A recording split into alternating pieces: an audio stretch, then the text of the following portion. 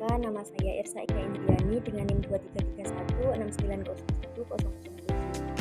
Di sini saya akan mempresentasikan tugas mata kuliah Manajemen Aset dan Tata Ruang dengan tema Manajemen Pengembangan Aset di Rumah Sakit yang disusun oleh saya sendiri yang diampu oleh dosen Bapak Lutfi ZR SAKM.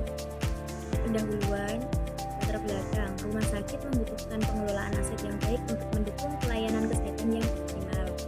Aset seperti alat medis, obat-obatan, dan perlengkapan harus tersedia dalam jumlah dan kondisi yang memadai. Oleh karena itu, diperlukan manajemen pengundangan yang terstruktur agar tidak terjadi masalah seperti kekurangan stok, kerusakan, atau keterlambatan distribusi. Dengan adanya sistem yang baik, pengelolaan aset dapat menjadi lebih efektif dan efisien. Rumusan masalah terdapat 7. Yang pertama, bagaimana prosedur penerimaan aset di rumah sakit, kemudian bagaimana proses verifikasi aset, kemudian bagaimana pendistribusian aset dilakukan, kemudian apa saja prinsip penyimpanan aset, selanjutnya bagaimana sistem inventarisasi aset di gudang, apa yang dimaksud dengan kodifikasi aset, dan bagaimana sistem informasi aset di rumah sakit. Selanjutnya, tujuannya adalah untuk mengetahui dan memahami manajemen pengudangan aset rumah sakit, mulai dari proses penerimaan, verifikasi, pendistribusian, hingga sistem inventarisasi dan informasi aset. Selanjutnya masuk ke pembahasan tahapan manajemen pengudangan aset. Terdapat 7 tahapan. Yang pertama, prosedur penerimaan aset. Pada tahap awal dalam pengelolaan gudang, proses ini meliputi penerimaan aset, yaitu barang dari masuk, pemeriksaan dokumen seperti faktur dan surat jalan, pencocokan jumlah dan jenis barang, serta pencatatan ke dalam sistem inventaris. Tahap ini sangat penting. Dan yang kedua, verifikasi aset untuk kualitas dan kelayak barang.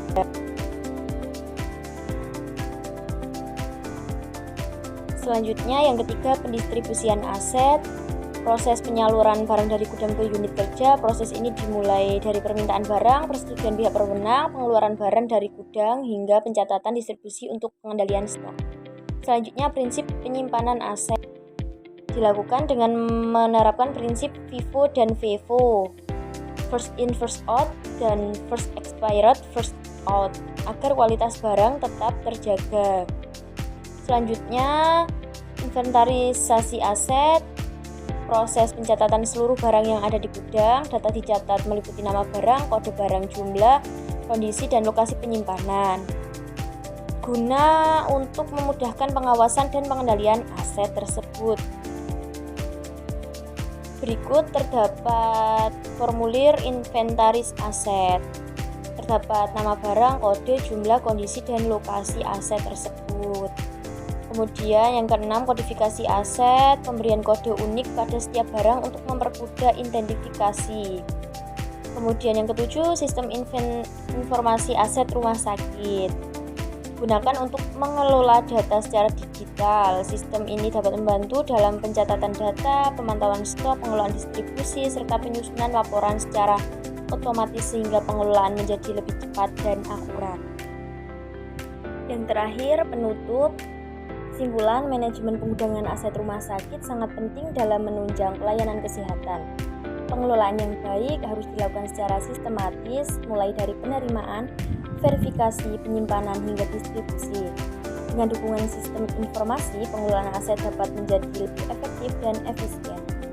Saran yang pertama, meningkatkan pengelolaan aset dengan sistem yang lebih baik. Yang kedua, memberikan pelatihan kepada petugas. Yang ketiga, memanfaatkan teknologi informasi. Yang terakhir, melakukan evaluasi secara berkala untuk meningkatkan kinerja pegawai di rumah sakit tersebut. Sekian presentasi yang dapat saya sampaikan. Kurang lebihnya saya mohon maaf yang sebesar-besarnya. Saya akhiri. Wassalamualaikum warahmatullahi wabarakatuh.